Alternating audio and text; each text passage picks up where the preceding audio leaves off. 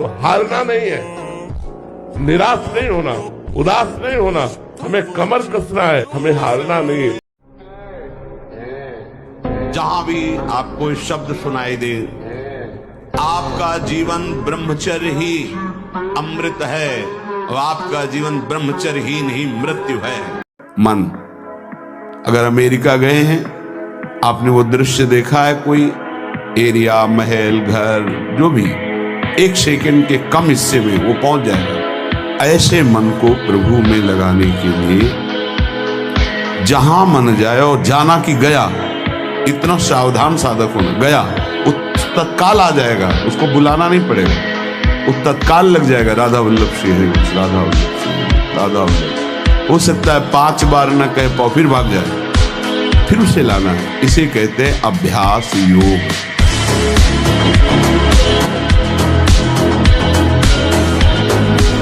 भुवन में गुरुदेव के सिवा कोई ऐसा नहीं जो निर्विकार और निरहंकार कर सके। ये हम खुली बात कहते हैं। भगवान भी हमारे हृदय में बैठे रहे, निर्विकार नहीं किए।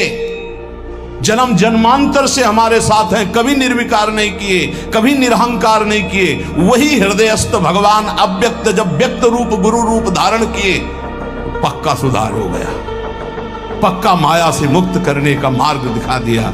नहीं तो हाथ उठा कहते चाहे सर के बल खड़ा होकर तप करे, अहंकार पे कोई फर्क नहीं पड़ता।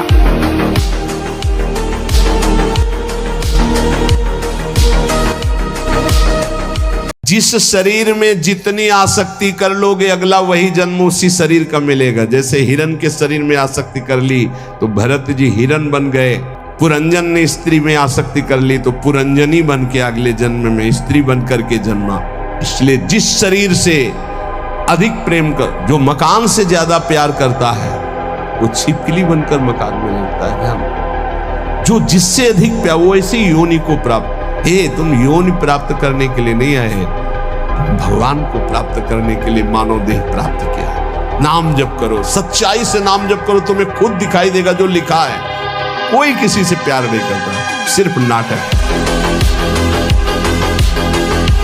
खूब शरीर को थकाएं, शरीर को थकाना आवश्यक है।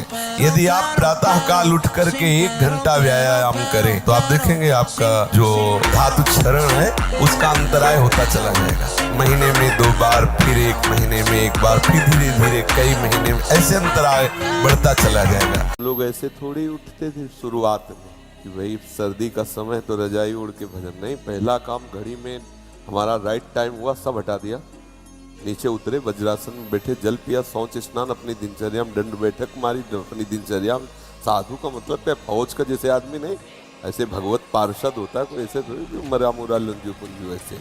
वो तो शरीर रोग ग्रसित हो जाते हैं, प्रारब्ध अनुसार वो बातें अलग होती हैं। सूरवीरों का कार्य है। असफलता हमें विजय की तरफ बढ़ाती है। हमको निराश नहीं होना चाहिए, हमें देखना चाहिए कि मैं किस कारण से असफल हो गया और पुनः प्रयास करना चाहिए। शरीर को एक बार पसीना पसीना करो, थोड़ी सी बैठक, थोड़ी सी थोड़ा व्यायाम करो। ये साधना के लिए, भगवत प्राप्ति के लिए कह रहे हैं, कोई कुश्ती लड़ने के लिए नहीं कह रहे। ये जरूरी है। पथ्यास्यायी, पथ्य का भोजन, मित भोजन करने वाला, और व्यायामी, और स्त्रीषु जितात्मा। स्त्री शरीर है, पुरुष की तरफ नहीं, पुरुष शरीर तो स्त्री की तरफ नहीं। जितात्मा, आकर्षित ना होना। नरो न रोगी स्यात्, उसे रोगी नहीं कहते, भले वह साध्य रोग से ग्रसित। जय पराजय में, लाभ हानि में, सुख दुख में समान भाव रखकर हम अपने कर्तव्य का पालन करें, हम अपने कर्म को करें। कायर बन के बैठने के लिए ना गीता जी बोलती है और ना कोई भागवतिक उपदेश है कि आप कायर बन करके भगवान के भरोसे बैठ जाओ। ऐसा नहीं है, कायर नहीं, अपने कर्तव्य का पालन करो और जय पराजय में, लाभ हानि में, सुख दुख में भगवान के विधान को मानो। सबसे पहली बात, इस मार्ग के पथिक को उद्विग्न नहीं होना चाहिए, परेशान नहीं होना चाहिए कि अब मन नहीं लग। हमने खूब अनुभव किया इस मन की चाल को। ये अंदर की बातें कहते हैं। समस्त उपासकों से प्रार्थना है, ये 1 करोड़ बार गिरावे तो भी हताश मत होना। इस पर हम विजय प्राप्त करेंगे और ये बस में होगा। सहना सीखे, मिटाने में काम नहीं बनेगा, सह करके प्रभु की प्राप्ति हो जाएगी। सहना सीखो, सहना हमारा परम धर्म है। सहन कर गए तो महात्मा, टूट गए तो विषयात्मा।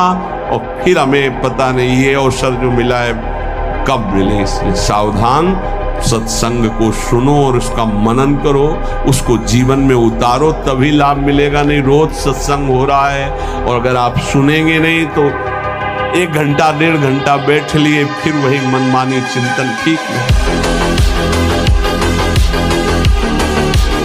हजारों लोग जिस बात को आप मना करते हैं उसका सपोर्ट कर रहे हैं, तो फिर हम उसी बात को मानेंगे जिसे हजारों लोग। तो हजारों लोग गलत करें तो वो गलत को गलत नहीं बोलोगे, सपोर्ट करने लगोगे। हजारों गलती कर रहे हैं तो तुम उसी गलती को सपोर्ट करोगे। हजारों शराब पी रहे हैं तो तुम शराब को सही मानोगे। हजारों मांस खा रहे हैं तो आप उसको सही का निशान दे दोगे। हजारों व्यभिचार कर रहे हैं तो तुम सही का निशान दे दोगे। तुम्हारी बुद्धि भ्रष्ट हो गई। धर्म शास्त्रों के विरुद्ध आचरण करने वाले चाहे करोड़ों हो जाएं तो भी उसका विरोध होता रहेगा। अगर अंदर से आप विरोध करोगे तो निकल जाओगे दुर्गुणों से।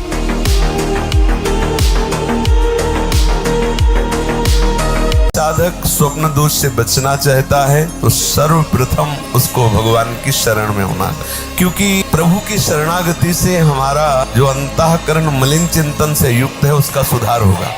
चिंतन बिना बदले हम इसे रोक नहीं सकते। 100 बार गिरे उठ, फिर खड़ा और चल और रौंद अपने लक्ष्य को प्राप्त कर। ये गिरना और निराश होना, हताश होना, ये हमारे जीवन में नहीं, बिल्कुल नहीं। हर कदम बढ़ते रहो, कदम आगे बढ़ाते रहो। बिल्कुल राइट टाइम उठना, राइट टाइम अपनी दिनचर्या करना, किसी भी तरह से परास्त न होना। बुखार है तो भी चलो, हमको पकड़ो, 2 लोग ले चलो। ब्रह्मचर्य बहुत जोर का यम है। ब्रह्मचर्य के बिना जीवन मृत है, मृत जीवन। ब्रह्मचर्य अमृत है। मन, वाणी, शरीर बड़ा भारी इनका साधना में योग है। 8 प्रकार के मैथुनों का सर्वथा त्यागी ही ब्रह्मचारी कहा जाता है।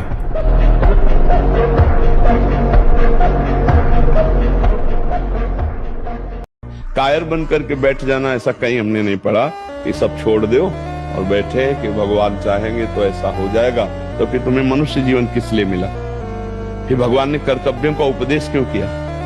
वही कह देते कि बैठ जाओ चुपचाप, लेकिन अर्जुन को बैठने को तो नहीं कहा, उत्तिष्ठ, खड़ा हो जा और चढ़ा प्रत्यंचा और कर युद्ध।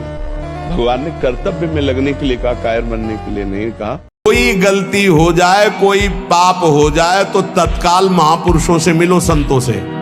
हमने ये अपराध कर दिया, उसका प्रायश्चित बता दो या हमें दंड दे दो और आगे से कभी नहीं करूंगा, अब मुझे उपाय बताओ। वो जो बोले, वृंदावन की परिक्रमा लगा लो, उपवास कर लो, ऐसा कर लो, बस बिना विचारे कर दो। उनके वचन से पाप नष्ट हो जाएंगे। क्रिया मात्र तो केवल एक निमित्त है, उनके वचन की तुम ये कर लो, ये ठीक हो जाएगा। तुम्हारा जीवन नष्ट नहीं हो पाएगा। यदि कोई गलती हो जाए तो उसका प्रायश्चित कर लो।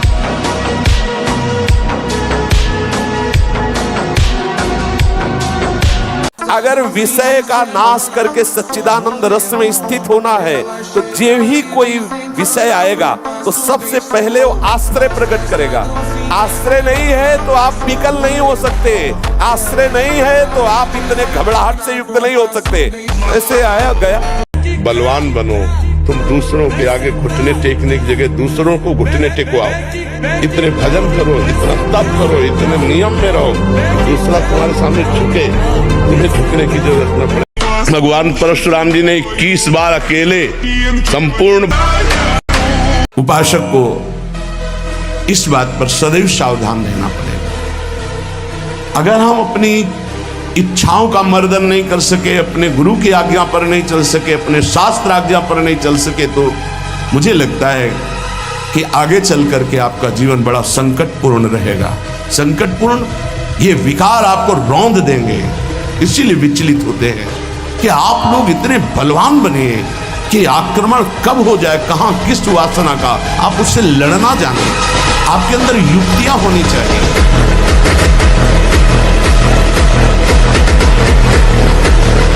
आपको सच्ची कहता हूं, आप ऐसे निराश मत होना कि इतने दिन हो गए, अब भी काम आता है। एक दिन वो समय आएगा कि तुम ऐसे छाती ठोक के कहोगे कि किसी की ताकत नहीं कि हिला दे।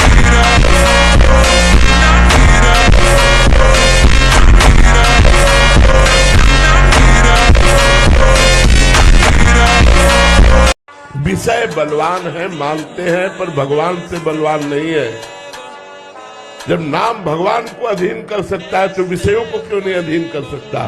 कभी माया ऐसे चैलेंज करके नहीं आती संतों के पास। इधर ध्यान ना दे कि हमने ये छोड़ दिया, अब यही छोड़ना है। पकड़ने का ध्यान दो, छूटने का अपने आप होता रहेगा। ये हम अनुभव की बात कह रहे हैं आपको। छोड़ने के ध्यान में हमें बहुत घाटा होता है। जैसे हम सोच रहे हैं कि हमें ये मीठा छोड़ना है, तो चिंतन मीठा का हो रहा है, महत्व मीठा का है और रस मीठा का है। छोड़ना बहुत कठिन है। क्या करें, उस विषय को ही छोड़ दो। वो छूटे ना छूटे उसे छोड़ो, इधर पकड़ो, बहुत मीठा है, बहुत महिमामय है। और इधर जब पकड़ोगे ना तो उधर का चिंतन छूटेगा, उधर का चिंतन छूटेगा, इधर का रस बढ़ेगा, वो अपने आप छूट जाएगा। उसकी तुम चिंता मत करो। हारना नहीं, कभी हारना नहीं। मनुष्य जीवन हारने के लिए नहीं मिला है। एक बार तूने परास्त किया, दूसरी बार चढ़ते हैं, तीसरी बार हम चढ़ते हैं, देखते तू कई बार गिराता है हमको। उपासना के मार्ग में उपासक को ऐसी दृढ़ भावना बना। यदि आप देह का महत्व रखते हैं तो भोगों की स्मृति स्वाभाविक होती है। यदि आप प्रभु का महत्व रखते हैं, भगवत स्मृति स्वाभाविक होने लगेगी। स्वाभाविक, जैसे हम विषयों की स्मृति करते नहीं, वो बसी हुई माला चल रहा, स्मृति भोगों की हो रही। आरती पूजा क्रियाएं भागवतिक हो रही, स्मृति पदार्थों की भोगों की हो रही। नाना प्रकार का भोगाकर्षण का स्मरण हो रहा है, उसे स्मृति कहते हैं, जो अंदर अंदर होती है। स्मृतिवान ही महान पुरुष हो सकता है। इसलिए स्मृति को पकड़ो।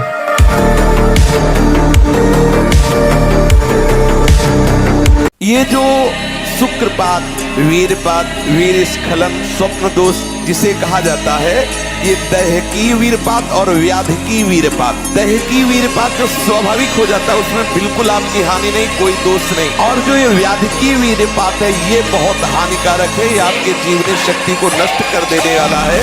इसलिए इससे सावधान रहें।